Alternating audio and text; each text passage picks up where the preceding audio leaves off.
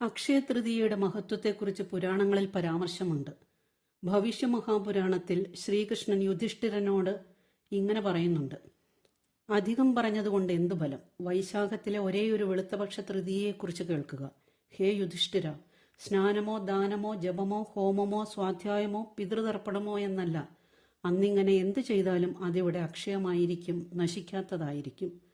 കൃതയുഗത്തിന്റെ ആദിയായതിനാൽ സർവപാപത്തെയും ശമിപ്പിക്കുന്നതും സർവസൗഖ്യപ്രദായിനിയുമായിരിക്കും. ഈ ജന്മത്തിൽ അതിന്റെ ഫലം അനുഭവിക്കാനായില്ലെങ്കിൽ വരും ജന്മങ്ങളിൽ നിശ്ചയമായും അതിന്റെ ഫലം കിട്ടിയിരിക്കും.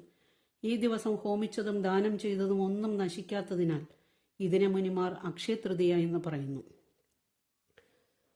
മത്സ്യപുരാണത്തിൽ വിഷ്ണു ഭഗവാൻ മത്സ്യരൂപത്തിൽ ആദിമ മനുഷ്യനായ വൈവസ്വത മനുവിനെ ഉപദേശിക്കവേ അക്ഷയതൃതീയയുടെ മഹത്വം പറയുന്നത് ഇങ്ങനെ: എല്ലാ ആഗ്രഹങ്ങളും നിറവേറ്റാൻ കഴിയുന്നതത്രേ അക്ഷയതൃതീയ. അന്ന് കൊടുക്കുന്നതും ഹോമിക്കുന്നതും ജപിക്കുന്നതുമെല്ലാം ക്ഷയിക്കാത്തതായി തീരുന്നു. വൈശാഖത്തിലെ ശുക്ലപക്ഷ തൃതീയ ആചരിച്ചാൽ എല്ലാ നല്ല പ്രവൃത്തികളും അതിന്റെ ഫലം ഒരിക്കലും നശിക്കാത്ത മലർപ്പൊടി രൂപത്തിൽ നൽകും. സന്തതിയും സുഹൃതവും അക്ഷയമാകുന്നു. ഈ ഒരു തൃതീയ ആചരിച്ചാൽ എല്ലാ തൃതീയയുടെയും ഫലം ലഭിക്കുന്നതാണ്.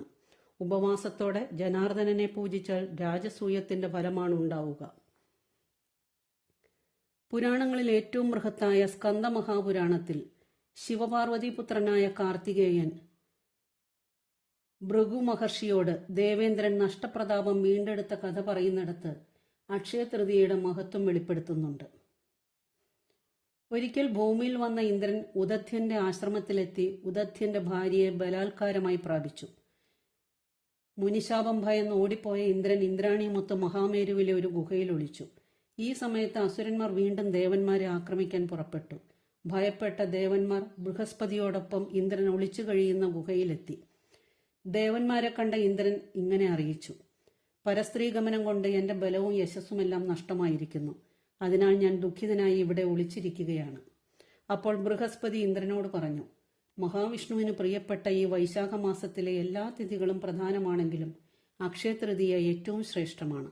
അന്ന് നടത്തുന്ന ദാനവും യജ്ഞവുമെല്ലാം അക്ഷയമായിരിക്കും. ആ ദിവസം ദാനം നടത്തിയാൽ അങ്ങയുടെ ബലവും ഐശ്വര്യവും ഒക്കെ വീണ്ടെടുക്കാം. ബൃഹസ്പതി പറഞ്ഞ പ്രകാരമെല്ലാം ചെയ്ത് ഇന്ദ്രൻ അസുരന്മാരെ തോൽപ്പിച്ച് സ്വർഗത്തിൽ തിരിച്ചെത്തി. അന്ന് മുതൽക്കാണത്രേ അക്ഷയതൃതീയ ഇത്ര പ്രഖ്യാതമായി തീർന്നത്.